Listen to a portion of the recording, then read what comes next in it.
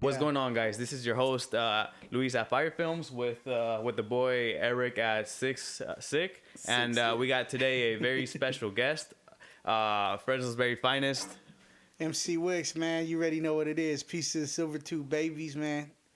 Peace to all my peoples all around the world. Peace and love. What is going on, man? How you feeling today? Oh, I'm feeling good, man. I just Toggle Truck Throwdowns tomorrow, so I'm excited for that, man. Larry June. Shout out to Sam FTK, man. That's a Fresno pioneer, man. A Fresno great, and that's the biggest, dopest event of the year, and it's like, I'm excited for that. So we're very excited too. We're gonna be there tomorrow, and we actually just had them. So yeah, it was great to talk to both of them. I'm gonna be out there for sure, man. Shout out to Sam, man. Shout out to our premium mayor, man. They won so many times that they had a fucking. They're just judges now. Yeah. They're just judges now. They're like I think they won like 6 times. 6 times in a row, man. That's crazy. Shout out to them, man. Shout out to the bacon wrap burrito, man. If you ever go to get the bacon wrap burrito, change your life, man. Yeah. Straight up. So what's going on, man? What do you got going on now? Right now, I got a new album done, but I don't want to say the name yet. But just know that shit's fucking hard, man. Just straight. I went back to my battle rap roots, you know what I mean? That's what pretty much sparked it all off. I started rapping when I was like 13, and immediately I took it serious. But I couldn't go into the clubs because I'm a little kid, so I used to do the battles at Cary Park. Shout out to Power and Respect, man, Senna. And for all my day ones, man, my earlier followers, they're going to like this new album, man, because I went back to that raw, rugged, like, battle rap, in your face, raw shit. You're going back in the bag. And, yeah, I fucking went into my deep little hippie, like, spiritual kind of album, and then I was doing this street social commentary, and then more like artsy stuff, poetic stuff, but you got to get back to that rawness, you know what I mean? You're talking about the Infinite Power, right? Yeah. That was your latest. Infinite Power, man. Shout out to Borkner, man. Borkner Park on the beats. One of my favorite producers right here. I think I'm going to be working with him a lot. Yeah. He also did all the beats for Vivid Visions, man. Check those out. Yeah, for sure, dude. So, have you been traveling lately? I know that you went to New York and you did a video out there, bro. Oh, yeah, man. Shout out to Black Books and Rhyme Books. We went out there with them to New York, Harlem, New York, man. And it was inspirational. Like, going out there, there's a lot of rap lyrics that you hear and you're like, all right, I get that, because it's like, it's not a metaphor, just straight up. Like Nas says, the type of cat that be pissing in your elevator. And then I went in over there in the first elevator I went in, smelled like piss. And it was nasty, and I was like, I don't even want to touch these buttons. And then I was like, damn, that bar hits different. And then there's another track from a Tribe Called Quest. I forget the track, but I was on the subways, and, you know, those doors, they close fast. So everyone's running in and running out at the same time, like stampedes. Like, it's like a horde of people. And then you go on the trains, and then everybody just looks like out of it, like miserable, tired, like burnt out. Completely in their own world, huh? Yeah, like they're like, I'm fucking done with today. And then, like, I heard the line, like, it's a line from Tribe Called Quest. Riding on the train with no dough sucks. And I was like, this shit does suck, so I got an Uber.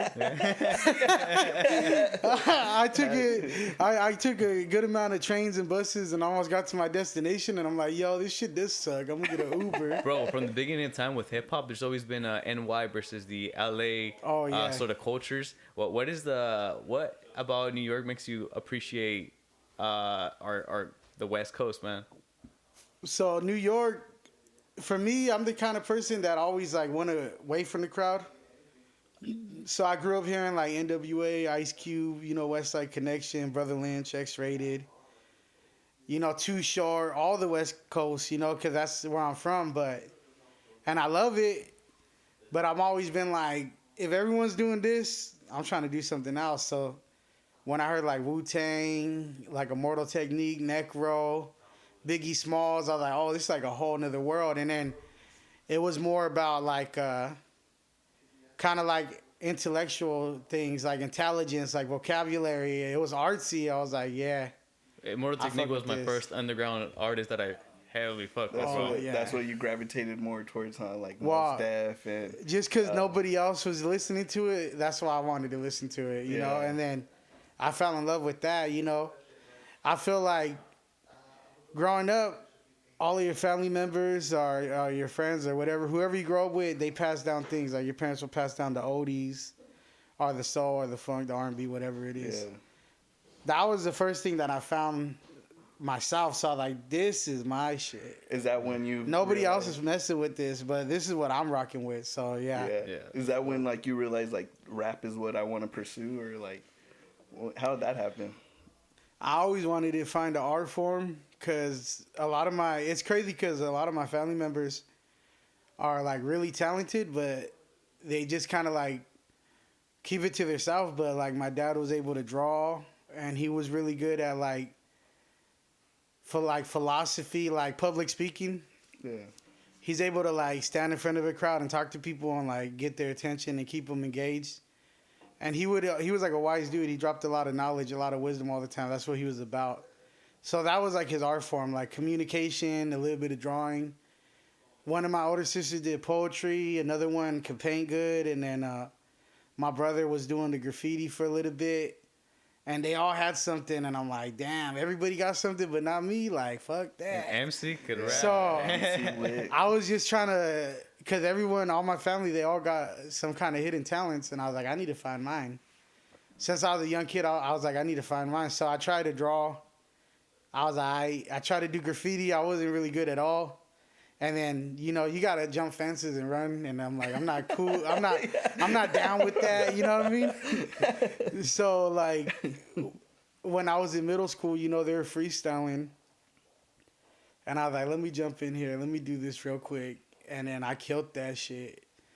And everybody, like, reacted. And I got that adrenaline rush. And I was like, yeah, this is it right here, you know. That was the birth of Mcwicks right there. I was like, I've been looking for the art form, and this is the one, you know. And it's crazy because I was real quiet. Yeah. And then you wouldn't think, like, a quiet-ass person would, like, choose rap. But that's what it is. So how did the creative process start for you? Like, once you like noticed that, did you just pick up like a pen and paper and just started writing rhymes, or how did that go?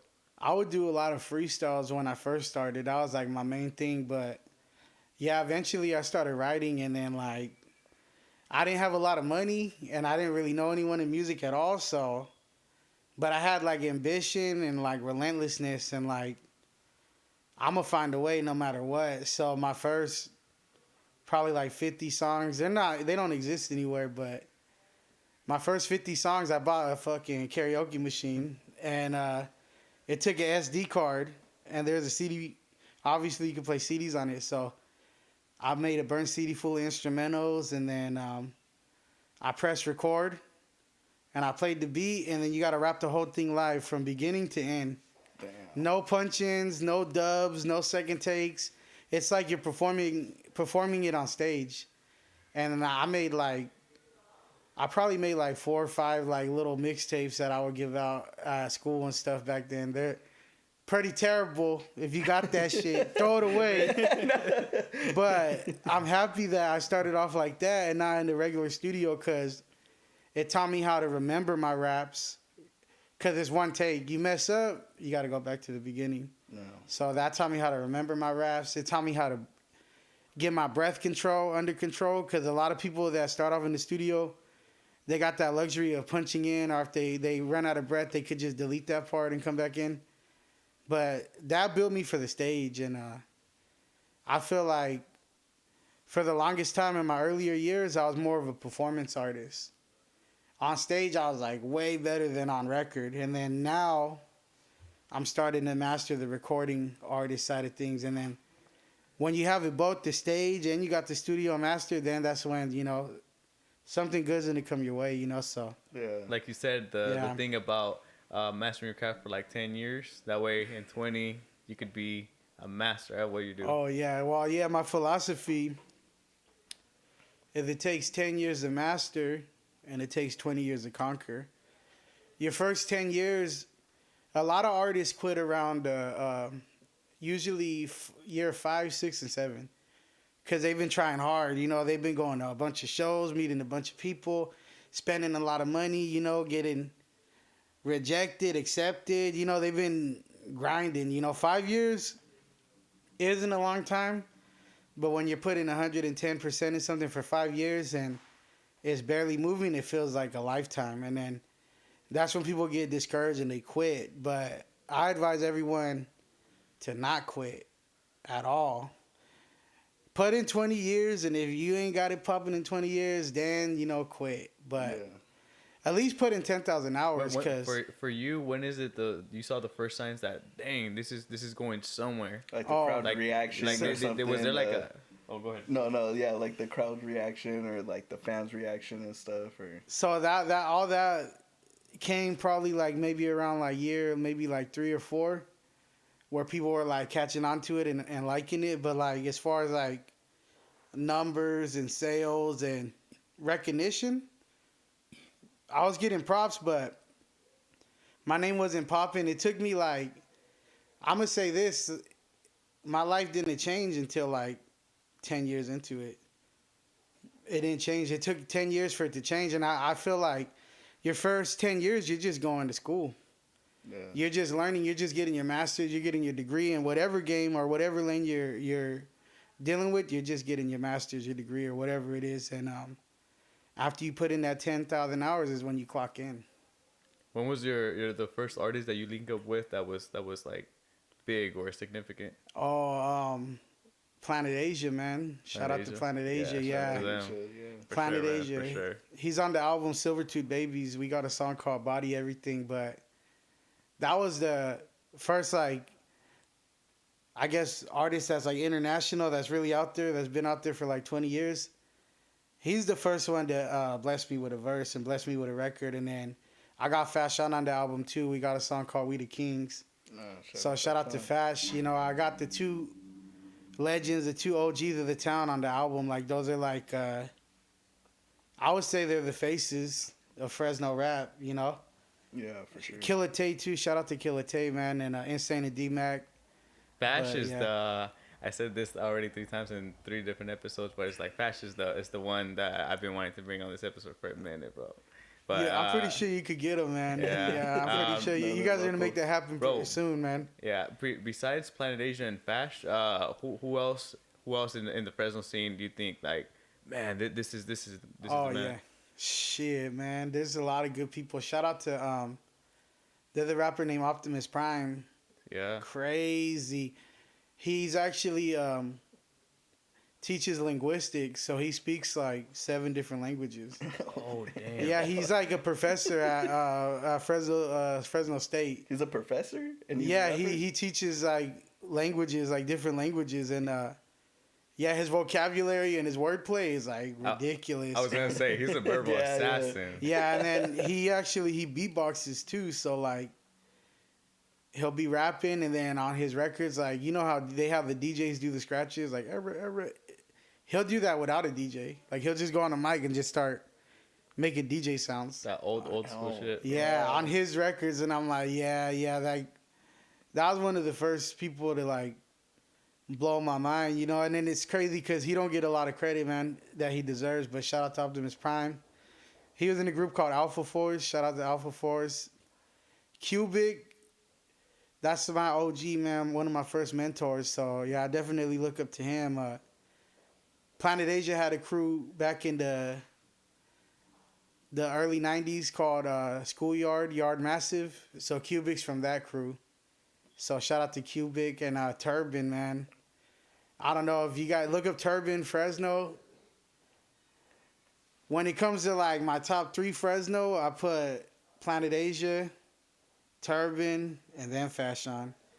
And I like Fashion's music a lot. And then, like, he grew up on, like, First and Shields. I'm from Beaumont and Cedar. That ain't that far. That's a couple streetlights away. So, like, you blow up out the east side, and then I'm like, that's inspirational because, you know, we went to the same high school.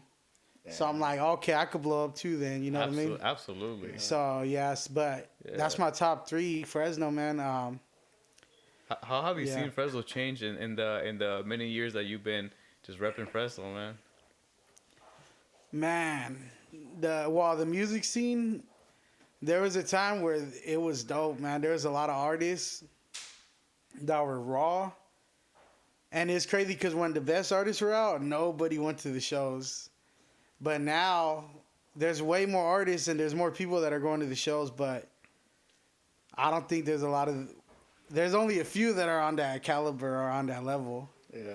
So it's like when all the talent existed, nobody was there. And then now that there's a little bit of talent, more people are there. But I'm happy that the scene has more people interested in local music. Because, like, back then you try to mention local music to someone and people automatically, like, turn their ears off. They didn't want to hear that. Or, like, well, we ain't trying to hear nothing from Fresno. Like, we're trying to hear the radio. But now some people are interested in it. You know, some people, they want to hear what's coming out of Fresno. So that's what's good about the scene is people are actually interested in the art. More people are interested in the art now more than ever. So that's a positive thing. Is there anything that we could do like events or something that we could kind of put the focus more on the artists that we have now and maybe get more artists interested to see if we can get something going or growing for Fresno? Oh, yeah, man. Events, you know, that's what we need too because there's like, in the hip-hop world of Fresno right now, you know, there's not a lot of shows that really go on. So if we could get like a monthly or a bi-monthly, that would help out a lot, you know?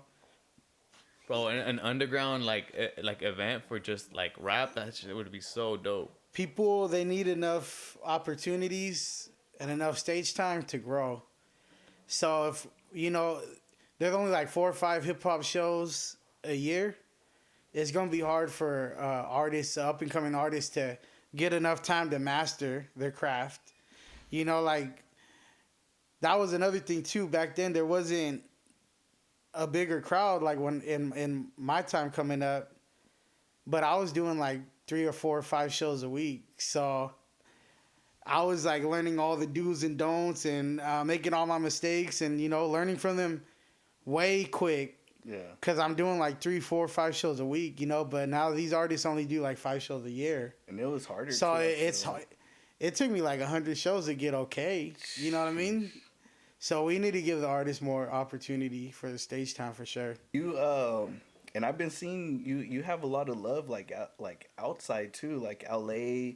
You just had in Canada. Yeah, in Canada you had one song hit the radio, right? On man. Infinite Power. What song was that? Cosmos, man. Shout out to Icon Hip Hop, man. That's the platform out there. Those guys are super cool, super humble. They met up with me in LA from Canada. Like, they took a road trip, and then we did a podcast out there. And so check that out on YouTube, Mcwicks, Icon Hip Hop. And they throw events out there, so... hopefully, you know, maybe next year I'm hoping to go out there, Vancouver, Canada, and do a show. That would be dope as fuck. Yeah. To go out. There's nothing official set in stone, but we're working on it. I'm working on making my way to Vancouver, yeah. What about other communities, other states that fuck with you heavy? I've been to Salt Lake. Out of the other states, I've been to Salt Lake, Utah the most. Shout out to my boy Mezcal. We call him Albondigas. Shout out my boy Albondigas. Hey, shout out Albondigas. But yeah, he brought me out there for a few shows, and then shout out to Black Books and Rhyme Books. That's like my favorite van in all of California. They're from Boyle Heights, but they wanted to expand, so now I run the Fresno chapter, and then we got a chapter out there in Utah. And we've been to Utah the most outside of Fresno. We've been to Utah the most. So shout out to Albondigas, man, for real, man. Black Books, Rhyme Books. And those white people, they love rap, man. They love rap. I'm going to tell you something like, so out here I wear a bunch of tie-dyes and I like eating mushrooms, you know. Some people wear tie-dyes. Some people eat mushrooms. It's not like crazy popular out here, but like we went out there, we saw a legendary rapper named Charlie Tuna. And at the show, I'm just like, we ate some mushrooms, and I'm like, hella high. And then, you know, when you get hella high, and you just start thinking like, oh, man, I wonder if everyone can see that I'm hella high. You start worrying about it. I was like that, oh, man, I wonder if everyone can see I'm high. And then I looked at someone's eyes, and their eyes were all boop, all dilated. And then I was like, oh. All right. He's hella high. I know for sure. I'm not that fucked up. Then I looked at like 4 or 5 pupils, and they're like, whoop. Then I started looking at their clothes, and then everyone is wearing tie-dye, and I'm like, oh, shit. Oh, I never seen this much like-minded people in the room before. And then, like, all these white people are just dancing off beat, but nobody gives a fuck. And they're all having fun. Yeah. And I don't even dance, but I'm like, I'm in a room full of white people that can't dance, and there ain't no cameras. So I'm going to dance today, and I danced a little bit, and it didn't matter because nobody knew how to dance, and it was fun. Bro, nobody's judging. No one's trying to act hard. Like, there ain't, you know? Yeah. You got to deal with, like, people trying to act hard or too tough, like, in certain places, you know? Bro, that's why I like the rave scene. Because people out there are just, like, they're so open to talk to you or, like, party with you, or they're so friendly, you know? It doesn't matter who it is. There's no problems. Like, much different than the club scene. And I feel like that's kind of what killed it for the club scene. It's like there's always like that, like it feels like there's always that competition of like the tension, huh? Yeah, the tension, bro. For no reason. For no reason, bro. Like it should be to where we're out there just having fun. Like it's a unity thing, right? There ain't no point or no reason to prove yourself. Nobody cares. You know, just have a good time. But yeah, that's what goes on in the clubs and shit. What are your favorite type of like events or stages to go on? Black Books and Rhyme Books. That's my favorite event in all of California. I keep saying that, but that is the one. And then like, I like going. I like festivals the most, honestly. Shout out! I did Back to Basics. The headliner was Jizza and Raekwon. Exhibit was on there. Dilated Peoples. That's like the biggest festival I did. Cannabis was on there. The Alcoholics. But festivals are my favorite kind of events to perform at. Yeah. Cause there's such a like so many people in there. Like it's just the crowd, the energy. It's like the whole. Oh yeah, for sure. Thank you. Hell yeah, thank you for the beer, man. You want another one?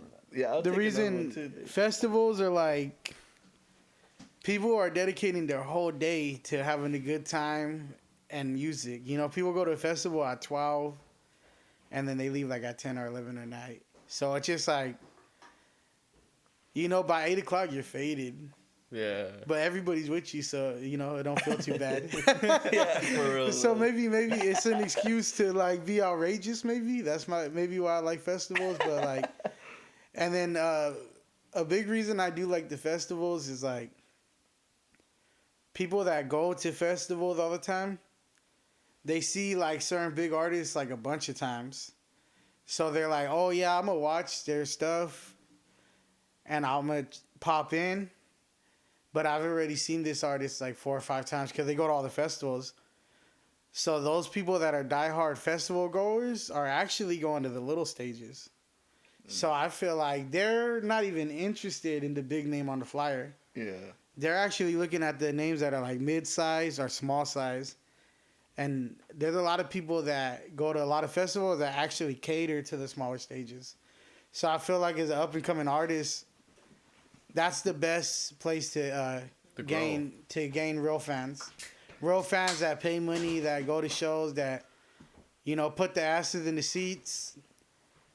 You need to be on festivals. Is there because they're looking. These people are looking for something dope that isn't famous. For like new talent. Yeah, they're specifically a whole audience at festivals dedicated to finding something that's not popular, that's tight. So that's why I like doing the festivals. Yeah, because they're out there. They're out there looking for me. You know, they're out there trying to find the new shit. So that's why I like rocking at them. And that goes for like everybody too, like just the fans, producers, or just anybody involved, right? Yeah. They're always looking for like new talent and stuff, and like even for you too, like just being out there in LA and stuff. Is there anybody like, or even here local, is there anybody that you want to collab with, or that you want to do a feature with? I seen Little Hungry. Shout out to Little Hungry, man. I seen his stuff a while back. I like when he got bars too. He's really rapping, but I like when he does that fat, like humorous kind of shit. When I was younger, I kind of had like a style like that, so I think we could probably do like a fat anthem, you know, like a fat record, yeah. You know what I mean? And it'd be lit. Bro, Little Hungry MC Wicks. He's a new generation, new era, so that'd be cool. Shout out to him. But yeah, Little Hungry right now, that's the one.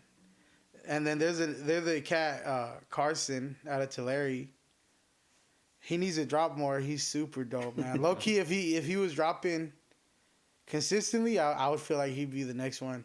Yeah, Carson. His Instagram, it's Carson, but instead of an A, it's the number 4. Okay. But yeah, Carson, if he consistently drop, bro, he'd be the next one. We're both hip hop hits, so any names you're throwing out here, bro, we're gonna dive. We're gonna look them up after the. We're gonna dive into. We're gonna make a whole list. Yeah, I'm a historian. You know, I'm a fucking connoisseur of I could see Fresno that, rap, Fresno history. Like I'm nerdy about it. Like you know. You ever see Nardward on the interviews? I love that guy, bro. Shout out Nardward, bro. That dude is a legend of the community for sure. You know how he'll pull out he'll like, oh, you're from Chicago, huh? And then he'll pull out like a vinyl, all dusty. Yeah. Oh, this came out in Chicago in 1931. That dude works for the FBI. I'm sure of it, bro. If I did a Nardward interview and he put out some old crazy Fresno shit, I'm pretty sure I'd be like, oh yeah, I know that. He probably has. I heard that. Nardward probably does have the copy of the karaoke CD. Oh, yeah. He probably does. He probably does, dude. I know you said about like media, like where it's at now and like how you started in the past. I know it's crazy now, like where social media is at now. Like I seen one video of you. You blew up. It was like that FUPA. And it was on TikTok too, right? You had like 20,000 views on it. Or that one. Talk about it. That one got. You know, it's kind of crazy. It's kind of good and bad, but I got like 600,000 plays on my page on that one. But some random dude downloaded it and re-uploaded it and didn't tag me, and he got like a 1.2 million. No. And I'm like, damn, how you get 1 million? Yeah. I'm the original uploader. I got 500,000. You got like over 1 million. No. And a couple hundred. You got like probably like 1,500,000 or something crazy, some crazy number. But yeah, shout out to the FUPA. Like, I heard that. You know, I heard that beat. You know, girl, you working with a mess now. It's a mess now. And I'm like, man, somebody got to flip that on something funny. Like, I thought that, like, years before I wrote that. And I'm like, how do you make it funny? How do you flip it? And I'm like, I always wanted to do something to it. And then I was like, he's talking about a body part. He's talking about an ass. Yeah. But what's, like, a body part that's kind of, like, it's kind of hot but kind of humorous? And I was like, girl, you working with some FUPA. Yeah, FUPA. And I was like, oh, yeah. We're going to talk about the front butt today. Yeah. You know what I mean? Yo, he was talking about the back butt. We talking about the front butt today. So, yeah, shout out to the FUPAs worldwide. There's actually a porn star, a BBW porn star, Carla Lane. She was fucking... She was dancing to that shit on TikTok. That's what's up. Yeah, all the fat girls were shaking their FUPA. No way. You know how they get the sounds and they do dances and shit? Yeah. There was a trend, and the trend was FUPA dances. So, like, you click the audio and you just see a bunch of fat girls just popping coochie, you know? But Carla Lane, she's bad. She's bad. And a chalupa. Huh? And then I seen her popping coochie, and I was like, she looked kind of familiar. And then I didn't think nothing about it. That's just my thought in my mind. Oh, she looked kind of familiar. And then I kept scrolling. And then someone sent me the video, and they're like, you got porn stars dancing to your shit. I'm like, oh, that's where I knew her from. Yeah. That's where I knew her from. I knew her. Knew her from somewhere, huh? You look a little familiar. Yeah, hey, she's fire. I like her. After that post, is there any other thing that has gone that viral? Nah, not since then, man. Before then, that was the last one that went viral. But the first one that went viral was like a fat bitch's freestyle. It's called like... Damn, it's like a long ass title, but it's like dedicated to you big fat hoes or something like that. And that one made World Star. That one made World Star in like shout out to World Star. In like 2015, 2014, it made World Star, and then it got over 1 million on Facebook. And then there's a singer, he's the one that kind of blew it up low key. I think he's from Compton, but he's like a black dude, but he sings Spanish music. Like he speaks like fluent Spanish. I think I know who you're his name's Al Campo Negro. Yeah, I heard of him. So like that, it was already like getting kind of like good numbers. Like I posted it, and then like in a few hours it had like 10,000, 20,000, and I was like, damn, that's crazy. And then I went to sleep, and then I woke up, and it was like at like 200,000, and I was like, what the fuck? Damn. I was like, what the fuck? And then, then it was like kind of like dying out in the 200,000s. And then, you know, I was doing my thing, you know, throughout the day, running my errands or whatever. And then I came back on the phone, and then there's like 500,000. And I'm like, what the hell? That shit was dying. What happened? And then I seen that he shared that. And then that's what really blew it up. So shout out. Compa Negro. Al Compa Negro, he shared it. He has a big following, and then that's what got it from like 100,000 to the millions. No way. Yeah, well, to the million. It's not over 2 million, but it got to 1 million. Yeah. And for like a lot of people that don't really like know you on Instagram or stuff, or know really too much about it, you want to shed some light on those famous live videos you be doing? Oh man, the live videos. Oh my God. I'm surprised my Instagram's not banned. I'm surprised my Instagram's not banned. You know, in 2020 they had the lockdown, so everyone was just bored at home. And I'm like, oh, I'm gonna just go live. And then I'm just on there like shooting the shit, making jokes, fucking around. And then there's like, you know, there's a bunch of like weird, like interesting people. Yeah. And I'm like, you know what? I'm gonna keep you around. I need some entertainment. I'm gonna put you on the screen. And then they're like, oh, you put me on the screen. So they started showing out, like doing all kinds of crazy things. Like, there's this girl that used to go on there and she used to like take a shower. Oh. Like butt ass naked. Like, and they would just let it happen? She would show her nipples for like maybe like 2.5 seconds, so I wouldn't catch it. That's enough, bro. Yeah, and like she would like boom real quick. But she like, I'm gonna take a shower. Y'all want to see me take a shower? While on live? Yeah, she would. So like, yeah, there's a lot of girls doing that. There's a handful of girls, man. Shout out to the shower girl. I ain't gonna say her. I'm not gonna say her handle because I'm a gentleman. Yeah. Shout out to the shower girl. You know what I mean? Hey, shout out to the shower girl. But yeah, there's you know, that was happening, and then my homie, my young homie, shout out to the homie Dell. He was. So, yeah, I don't know how we got here in the interview, but we got here. But we got here. We're here. Yeah. So my boy Dell, like, he raps kind of good, but he's like kind of like trolling. Like, it's so bad that it's good. And then like we're like, the worse that the rap is, the more that we like it. So we started having like the retarded rap battle league. Double RL, you know what I mean? Retarded rap battle league. I don't know anything about that, but I would like to see it. Everyone's just like, you know, who could rap the worst? Damn. Because, you know, when you see everyone rapping good, that shit gets boring. You're like, I want to see some people rap bad. So, yeah, we messed around on there. We have fun. Who won? Oh, that was the reigning champion. He never lost. Shout out to Dell. He never lost. He never lost. He's the GOAT. Forgetting about Kermit. Kermit, we had Kermit the Frog. My homie had a puppet. He had a puppet of Kermit the Frog, and he would rap in the Kermit the Frog voice. That's just funny as fuck. And he was actually killing people off. No way. He was actually rapping kind of good and kind of bad at the same time. It was amazing. You've been in the game for like 16, 15 years, right? Yeah. What's been your favorite moment, or just your favorite moment of everything?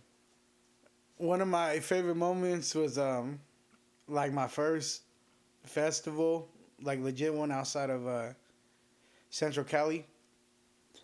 It was called Thought Fest, and man, dude, they put me on maybe like at 2 or 3 because it's my first time. So they put me on some not too early, not too late, but kind of early. So there's like a big main stage, and then people are over there at the main stage, and then I gotta go on, and then I'm like, damn, there ain't really a crowd over here, and it's kind of early. But I'm like, fuck this shit, like. I'll put you guys on a little exclusive, man. But like, I was going to LA every single week, like boom, boom, boom, boom, really trying to build a name out there on the scene. And I was there so much that I had like a show the week before the festival, and then I was like, damn, I don't got a lot of money. I was like, so am I gonna go home for 2 or 3 days, spend all the gas to come home, and then come all the way back to LA? I was like, fuck no. But I didn't have nowhere to go either, so I was like, fuck it. I crashed out of my whip. Before my first festival, I crashed out of my whip for 5 days at the Planet Fitness. I would be crashing in my whip, and then in the morning I would work out and charge my phone. So for a whole week, I was like, not all the way homeless, but like halfway homeless before my first real legit festival. And then the festival came, and then, like I said, like it was kind of early, and I was like, fuck that. I don't care if there's only 5 or 10 people here. I'm gonna go hella hard, cause I fucking just had to do some fucking homeless shit for a week. I'm gonna make that shit count.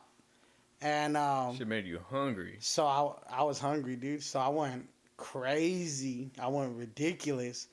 And then after like my first verse, I'm always like, make some motherfucking noise. And the little bit of people that were there were like, like crazy. Because I was coming with that shit. And then the people that were in the front, some of them heard that shit and they're like, what's that? Like, we hear people screaming and yelling. Like, so then in the middle of my first song, after people make noise, I see like a group of like 20, boom. And then I'm rapping. And I'm like, fucking say this or do that. I'm making them make noises. And then 30, and then 40, and then... So, long story short, everybody... It's not like there's a million people there, but this was literally everybody at the festival. Everybody at the main stage, slowly but surely, before my set even finished, the whole festival left the main stage and they came to my stage. Damn. So much that the guy... I don't even know his name, but the guy that I was rapping was like looking in the crowd, and he was like, because my homies are vendors, so they see, they were telling me, oh, so we're vending by the main stage, and they told me, one of the vendor homies, everybody left, and the guy that I was rapping looked at the DJ and went like this, like turned the music off, and then the guy was like, what the hell's going on? And then I guess he walked over to my stage, and then he seen everybody over there and see me killing it.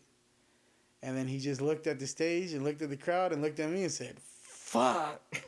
Fuck. Shit. And he waited till I was done to start his shit. No way. He was, and it's like, yeah, man. I literally, MC stands for move the crowd, microphone controller. I moved the whole festival to my stage. So to me, that was a moment I'll never forget right there. Like, somebody's like, you know what? This motherfucker is so tight that we got to wait till he's done. That's what's up. That's a dope-ass experience, yeah, bro. that's I told that story before, but I never told the first part. The whole thing? Yeah, the whole thing, like, I'm like, oh, I'm going to make it count. Because, this was a real week. One thing that my favorite rapper of all time, Kendrick Lamar, one of the things he said was he never knows what type of energy he's going to push out to the crowd. Yeah. Is that something you could resonate with? Man, you know what? I would say this, as far as energy goes and on the stage, is like, energy is contagious. So whatever you put out is what you get back. So I always tell the artists that are coming up, the more fun you have, the more fun they have. Yeah.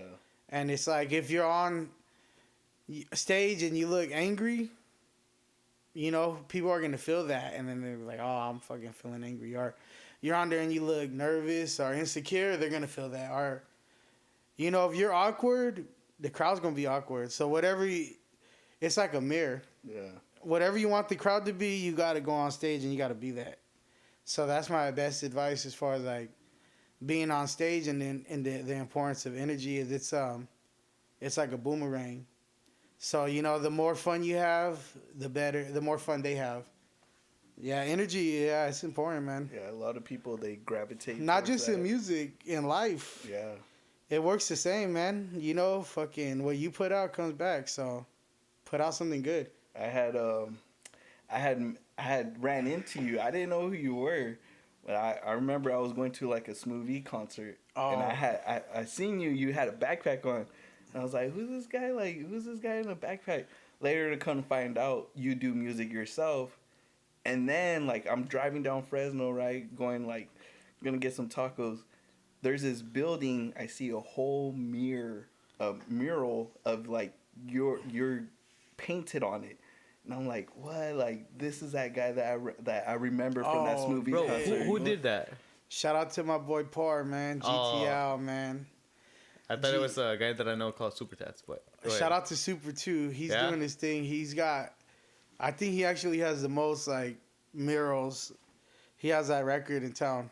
Like I seen the guy do a full on. He's in dope. person. He's dope as fuck. He's a good dude too, man. Shout out to him, man. He's looked out for me before, He's looked out, put some money in my pocket, like showed love, Shout out to Super. But yeah, Par did that though. GTL, man. If you guys, for all the people in the graffiti world, GTL is like, they came out in the early 90s and they're still active to this day, and they're like the most iconic, legendary. Like I say, they're the graffiti gods of Fresno. So for them to throw me on the wall, it's an honor, Yeah. It speaks volumes. Like anyone could have did it and it would have been a big deal. It don't matter who did it, but the fact that they did it, that's like the cherry on top. GTL, Par One, the graph bat. If you ever see a spray can with bat wings, that's the guy that did the mural, man. Shout out to Par. Way. On that exact note, what does your legacy look like for Fresno? What do you wanna look into accomplishing for the city? I want to eventually do. I want to do like give back somehow, some way. Like maybe like in the future do some toy drives, some turkey drives. I don't know. I don't got $1 million, but I do got influence. So if I could use my influence to get people to, get some toys for the kids or get some turkeys for the hungry, that's what I'm going to need to do soon. That's like one of my future goals, is to like have a few annual events strictly for the community. And one of the things that I've learned in the short time we've been doing the podcast is that the community here in Fresno is strong. Shout out to everybody that has been on our podcast, and seriously, it's such a great community that we have. So now that you say that, it's like, dude, you have our full support, and whoever wants to be part of this, let's make it happen.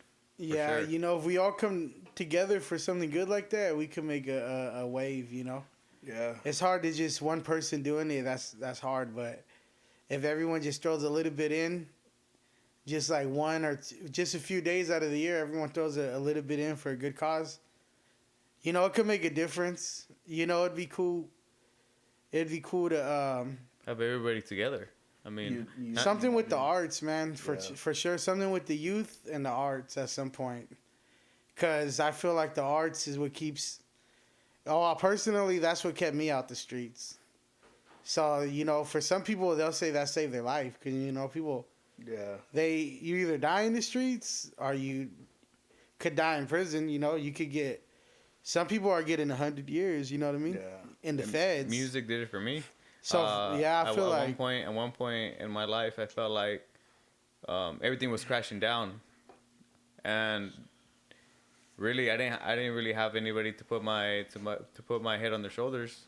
I didn't have that emotional support or any sort of support. So the only thing I had was music. Yeah. Being able to relate to someone through sound, and to me, I found that so. It was so beautiful to be able to relate to someone. I have no idea who they are, but their sound, what they say, their message, it did something to me to where it inspired me to not do dumb shit. I mean, as simple as that, and it drove me to a place of to where I could be a much better person and strive and do great things in life. Man, you know, music is medicine. Yeah. A lot of people, like, in worldwide, all around the world, all languages, all religions, all walks of life, a lot of religions use music. You know, the Native Americans use the drum. There's a lot of songs that they sing, like religious songs and religious things. So, like, music is medicine, and music does heal, you know what I mean? And then the thing that I liked about music, like how you said, you didn't have no one to go to or no one to talk to. That's how I felt. But when I first started writing, and I'm like, I got all these things that I want to say, but don't nobody want to hear that shit. People don't want to hear your problems or your traumas or whatever. They don't want to listen or deal with anyone else's baggage. But if you put it on a beat and you make it rhyme and you make it sound good, they're all going to listen. Yeah. And they're all going to be engaged.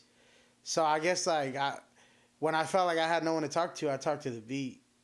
And then when I talk to the beat, people actually listen. Yeah. So, you know, it's a therapeutic thing, man. It's a. Do you relate to this bar?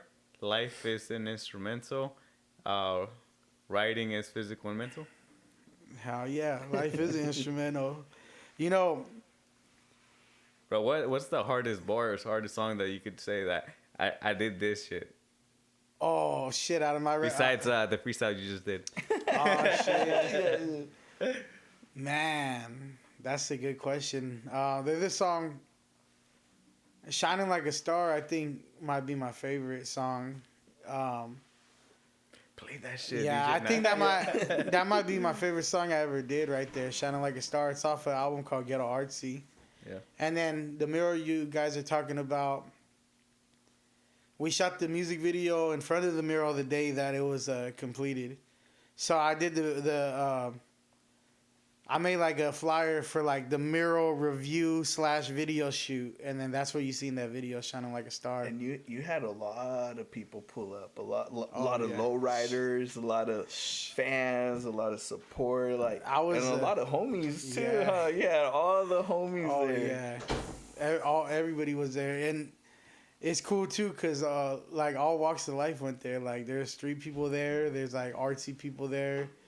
You know, if you look in the video, you might see someone like dressed up like one or two like punk rockers. So it's like, I'm like, damn, the whole community's there. Yeah. It's not just fucking rappers or it's not just gangsters or artsy people. Like everybody came. So that to me, that was that's probably one of my favorite moments in hip hop as well. You know, every time I drive past that, I remember that day. Yeah.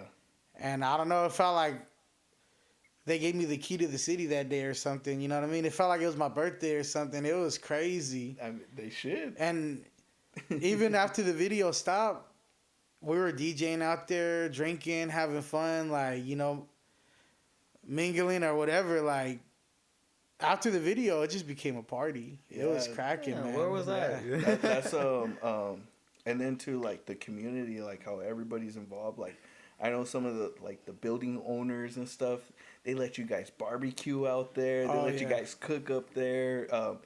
They gave you guys permission to tag up there. And that's another thing, too, is like with graffiti and stuff, like pieces always get replaced or painted over. But like that mural's standing strong for like how long already? Like it's been that was 2020, July 2020. So well, for like 4 or 5 years. 5 years now. 5 years, yeah, man. And it's still up there. And then that's another thing too is like the love and support you reciprocate towards like Fresno, you get back. Like I seen like you're always at Full Circle, you're always at Tioga, like throwing up like anytime there's something going on with like an event, with whatever it is, like you're always there performing, Fashion pulls up, or but you're always there. Like you're always like, and people know you too. Like I could throw out your name, and they're like, "Oh yeah, I know MC Wicks." Like, you know, it goes far.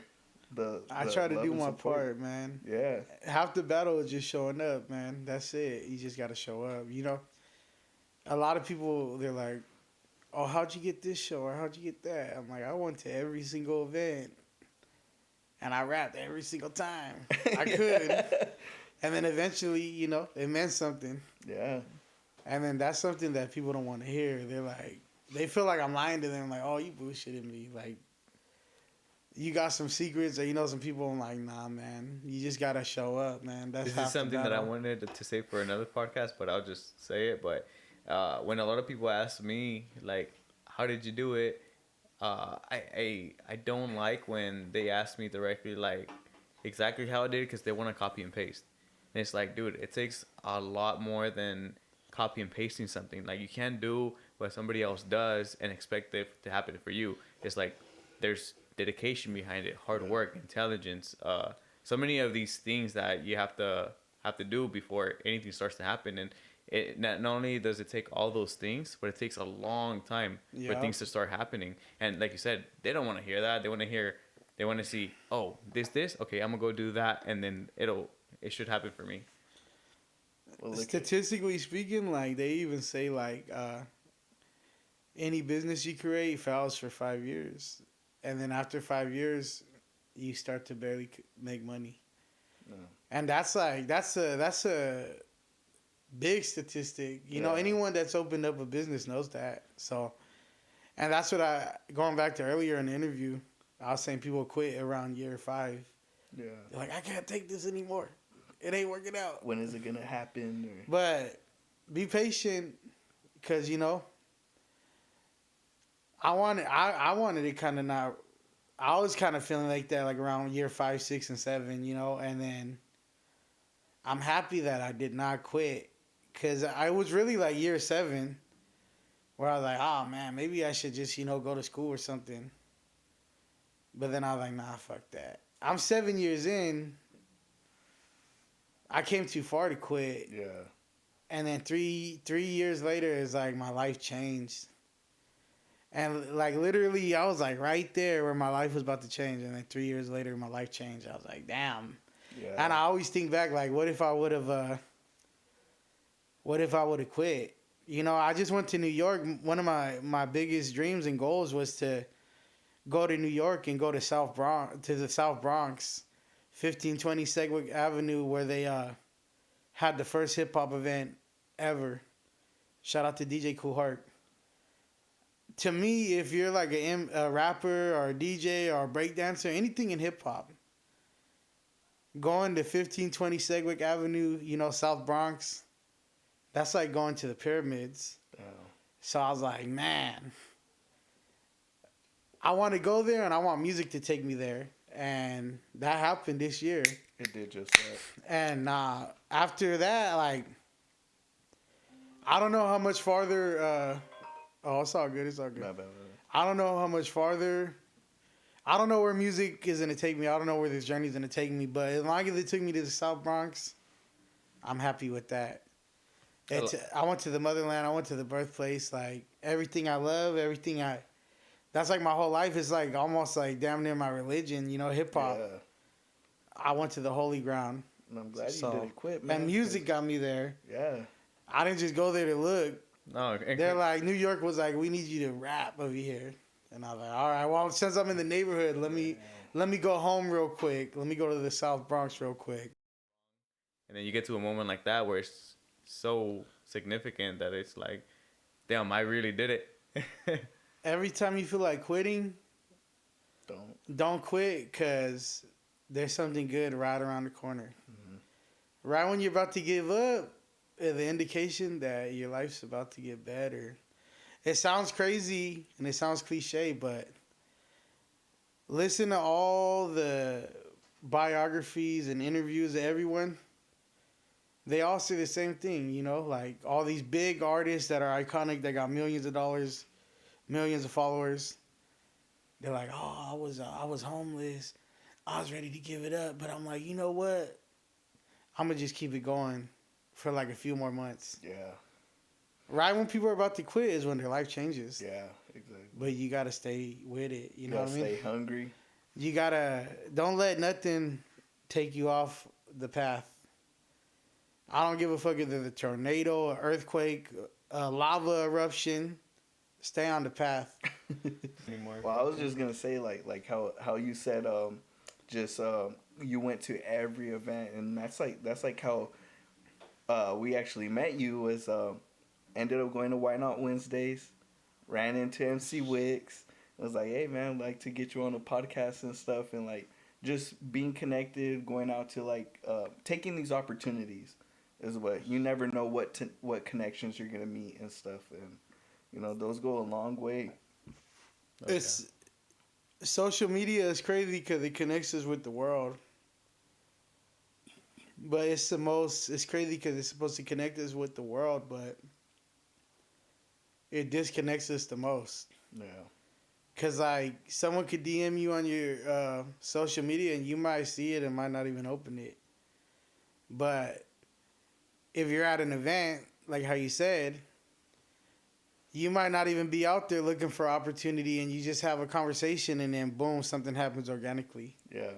So it's like social media is important. You gotta implement that, but don't rely on 100% of social media. You got to be out there in the flesh. Like, yeah, for real.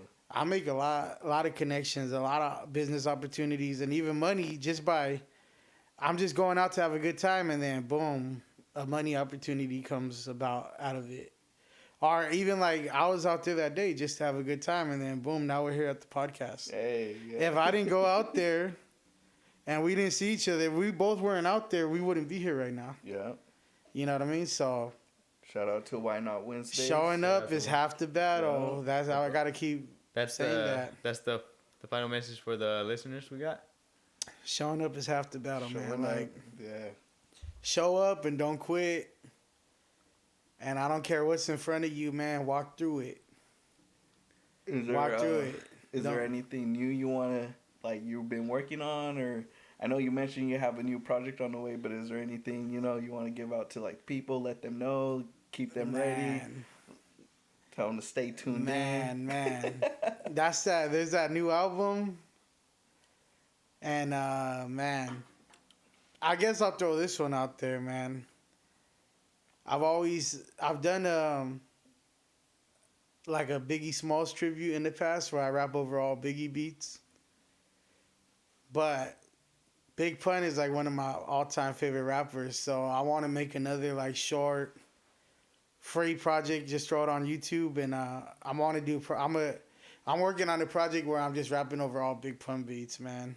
And kill it. Big Pun is one of the most technical rappers of all time. Wordplay, rhythms, everything next level, and I've been wanting to do it for years, but I'm like, nah, I got to get my bars up. And now I feel like, okay, my bars are up enough. I can finally do it. So I'm starting to finally work on the Big Pun mixtape. I'll say that. Man, well, yeah.